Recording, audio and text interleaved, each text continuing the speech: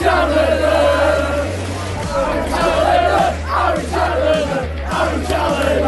foot to top. Doncaster Rovers have done it. Hello there, ladies and gentlemen. I am the CHALL, your Doncaster Rovers fan, and welcome to this match preview. Now, today we are previewing the away trip to Wycombe Wanderers. Now, of course, this will be at Adams Park. This is Akinfenwa's last hurrah. One of the final few games for Akinfenwa before he hangs up his boots at the end of the season.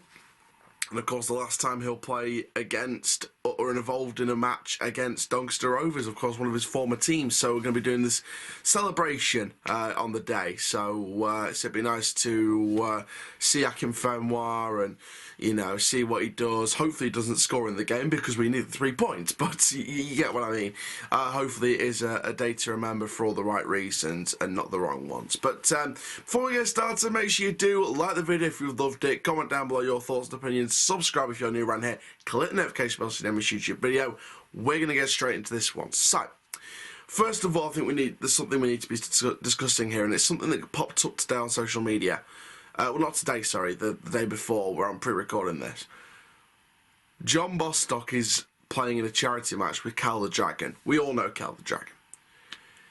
But why are we letting a midfielder who is not 100% playing a charity match? Now, there's been a lot of people saying about this tops off the season, this tops off how poor we are at the moment. You know, first Onabeko goes for a change of scenery, and then we let a midfielder who's just come back go and play a charity match.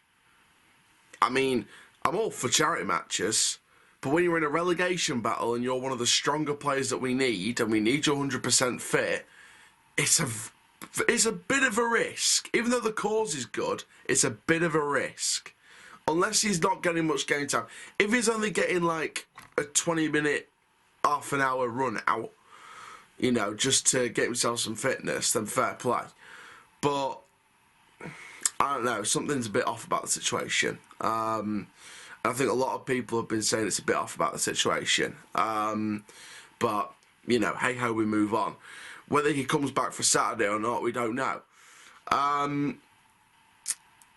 Now, in terms of the game itself, like I said, Wycombe are sort of in that playoff promotion push. So they're gonna want the 3 points. They're gonna need 3 points because, you know, they're going to try and close that gap into the top 6. We need the 3 points because we get the 3 points that we're not expected to get, then we'll be 1 point away from safety, especially if everyone loses around us. I mean, AFC Wimbledon's just appointed Mark Bowen as manager until the end of the season. So is that the change that's going to keep them up? Obviously, we had Wycombe's change of manager a couple of months back with Derek Adams.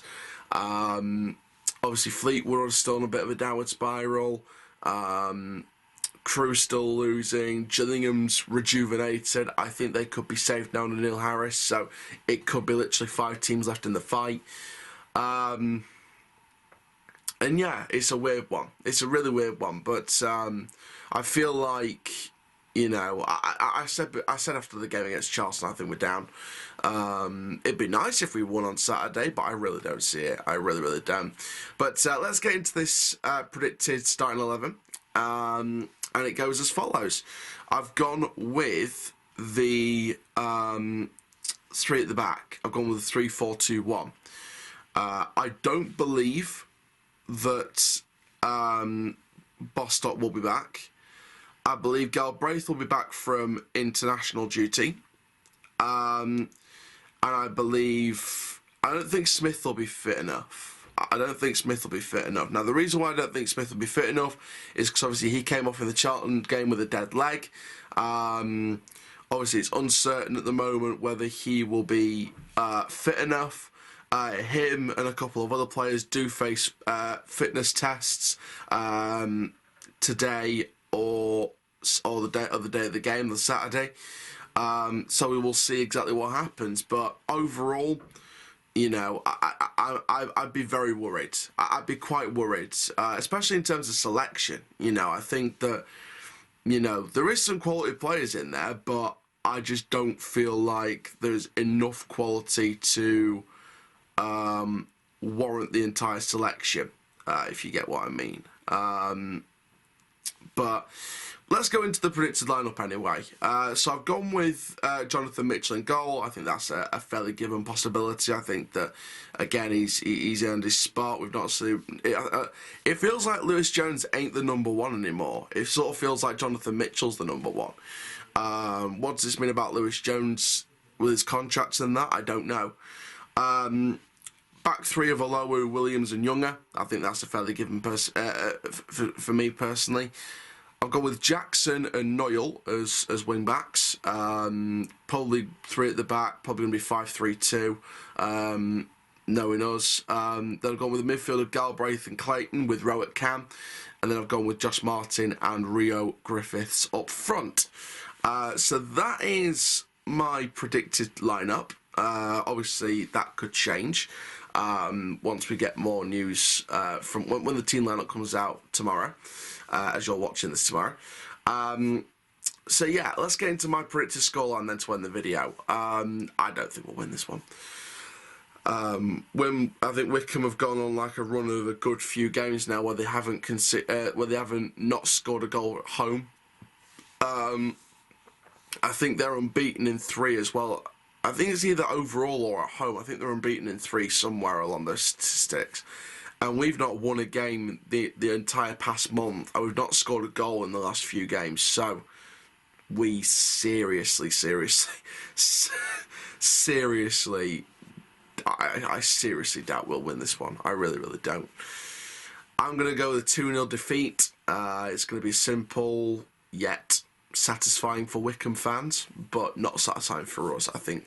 And I think we've done the maths. If we lose on Saturday... and we lose against Crewe, then we are relegated. Mathematically, we will be relegated. I think that's what it is. So, time's running out. If these players want to stay up, time is running out fast. But I really don't know if they want to stay up or not. Some of them do. I know for a fact that at least some of them do. But I worry that not everyone wants to stay up because they either don't want to be here or they know they're gonna leave. I don't know what the situation is. That's just my indication. I don't think some of these players are fighting hard enough. Some of these players aren't trying hard enough. Some of these players aren't giving their all enough. You know the ones that I'm going to say. I think Jordi Awul is one of them. You know, people may say different, but I think Jordi Awul is just not giving his everything. Odebeko needed a change of scenery. You know, let's see what happens when he comes back. Is the change of scenery going to be good enough? I don't know. But yeah, we move on. I'm going to go for a 2-0 defeat, but I hope we get an not an unlucky, but an unlikely 3 points. But there we are, guys. Thank you very, very much for watching this preview. We've got the match vlog, we've got the review coming up tomorrow, and also the fan cam. So if you guys are on the coach, or if you guys have travelled to the Adams Park tomorrow, and you want to be on the fan cams, come and find me. Give your thoughts, and I'm sure, however mad you are, it's always great to get your opinions. But for now, guys, I'm the CHALL. Please like, comment, subscribe. Goodbye. Right